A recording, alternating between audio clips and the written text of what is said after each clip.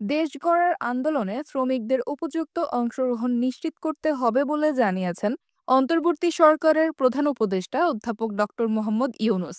বৃহস্পতিবার মহান মে দিবস ও জাতীয় পেশাগত স্বাস্থ্য ও সেফটি দিবস উপলক্ষে বাংলাদেশ চীন মৈত্রী সম্মেলন কেন্দ্রে আয়োজিত এক অনুষ্ঠানে প্রধান অতিথির বক্তব্যে একথা বলেন তিনি। প্রধান উপদেষ্টা বলেন, শ্রমিকদের আগের অবস্থায় রেখে নতুন বাংলাদেশ গড়া সম্ভব নয়। বৈষম্যহীন বাংলাদেশ গড়ার স্বপ্নে শ্রমিকদের জীবনমান উন্নয়ন জরুরি বলেও জানান তিনি। তিনি বলেন, গণ অভ্যুত্থানে ছাত্র জনতার পাশে দাঁড়িয়েছিলেন শ্রমিকরা। আজ দেশ গড়ার আন্দোলনে তাদের উপযুক্ত অংশগ্রহণ নিশ্চিত করতে হবে।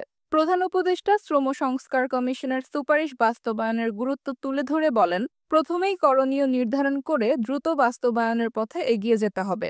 পর্যায়ক্রমে প্রতিটি সুপারিশ অক্ষরে অক্ষরে পালন করতে হবে।